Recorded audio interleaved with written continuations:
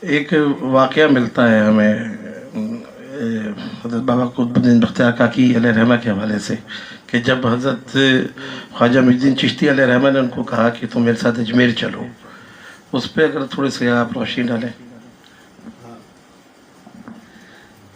خواجہ خواجگان حضور غریب نواز نے آپ کو اپنے ساتھ بھی رکھا اور اپنے سے تھوڑا سا ظاہری اعتبار سے فاصلے پر بھی رکھا کہ خود اجمیر شریف میں رہے، ان کو دہلی سپرد کیا۔ یہ دونوں کے پیچھے ایک عظیم حکمت کار فرما تھی۔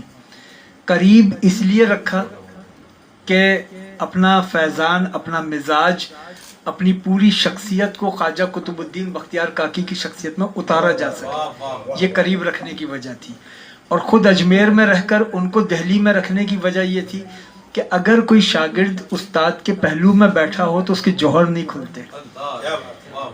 شاگرد کے جوہر کھلتے ہیں جب استاد کی غیر موجودگی میں اس سے کلام کیا جائے۔ تو اگر خواجہ قطب الدین بختیار کاکی حضور غریب نواز کے ساتھ اجمیر شریف میں ہی رہتے تو خواجہ قطب الدین بختیار کاکی کے جوہر غریب نواز کے جواہر میں گم ہو جاتے، وہ نہیں کھلتے۔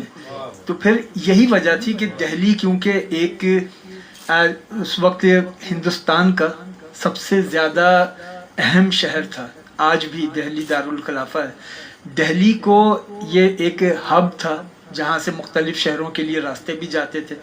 دہلی دارالحکومت بھی تھا، سلاطین نے یہاں پر اپنے مراکز بھی قائم کیے تھے۔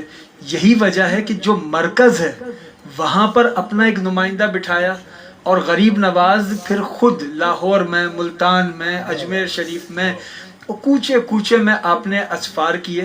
اور اجمیر شریف میں غریب نواز نے اس لیے بھی زیادہ فوکس کیا کہ یہاں پر جو پرتھوی راج چوہان ہے، اس کی افواج کا جو اکثریتی تعلق تھا وہ راجستھان سے تھا، اور وہ اجمیر شریف اور گرد و نواح کا علاقہ ہے۔ تو غریب نواز کی حکمت عملی یہ تھی کہ جس کی حکمرانی ہے اس حکومت کے عہد خلافت میں، اس میں جو اس کے عہد حکومت میں جو اس کی سپاہ ہے، اس سپاہ تک دین کو کیسے پہنچایا جائے۔ کیونکہ مقصد یہ تھا کہ پہلے شہاب الدین غوری کا ایک حملہ ناکام ہو چکا تھا ہندوستان پر، اب اس کی افواج میں دین کو پھیلانا تھا، تو خود اجمیر میں قیام کیا تاکہ افواج میں دین منتقل ہو، اور خواجہ قطب الدین بختیار کاکی کو دہلی سپرد کیا تاکہ دہلی کے ذریعے جو ہندوستان باقی دنیا سے جڑا رہتا ہے اس مقام پر ایک نمائندہ بیٹھا رہے۔